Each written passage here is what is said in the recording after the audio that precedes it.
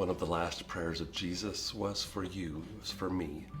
He was praying for his disciples, and then he prayed for all of the people who would come to follow him because of the testimony of his disciples, and he prayed for us.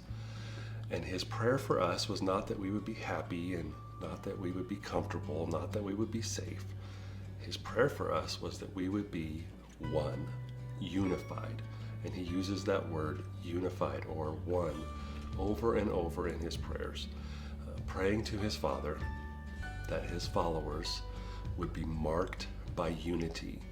And then he said, it's the only way this godless world is ever going to know that you sent me, if these people who follow me act in unity. And so we talked a little bit this week about what it takes to have unity. Forgiveness, absolutely, seeking God's kingdom first. But today I want to tell you about the one thing that we absolutely must have to get unity in our lives with other Jesus followers. I would say it like this, that unity demands humility. You cannot have unity or oneness without being humble. Now let's define humility, because there's a lot of strange thoughts about humility. Humility is not thinking less of yourself, it's thinking of yourself less. Humility is not, oh, well, I'm no good at this, or no, I can't do that. That's not humility. Humility is putting your needs before mine, thinking of myself and my agenda and my opinions and how right I might be, less than I think about you and what you need and what your perspective might be. That's humility.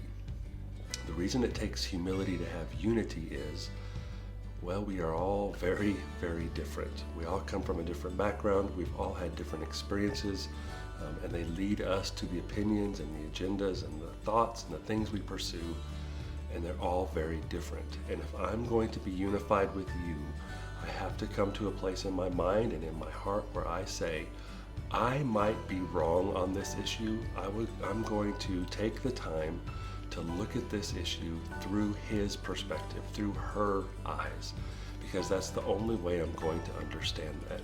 And it takes great humility to see life through somebody else's eyes.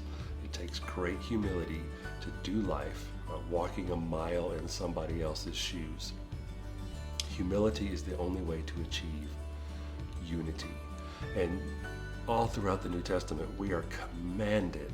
I would just challenge you to do a word search in the New Testament of all the times the word humble or unity is, or humble or humility is used, because there's a lot of instances where Peter, James, and Paul all tell us to humble ourselves. Get yourself humble.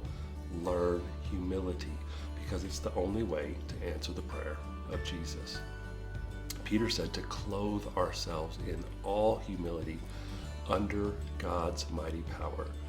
One way to make sure you understand what humility is just to remember God's power. He spoke the world into creation.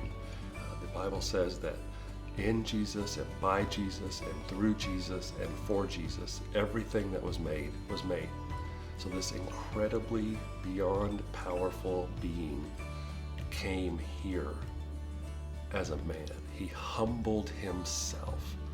We learn in Philippians chapter 2 that Jesus humbled himself by being obedient. He was obedient to his Father. He came here. He was humble, and he was humble to the point that it caused him to die. Why? Because he was thinking of himself less, and he was thinking more of you.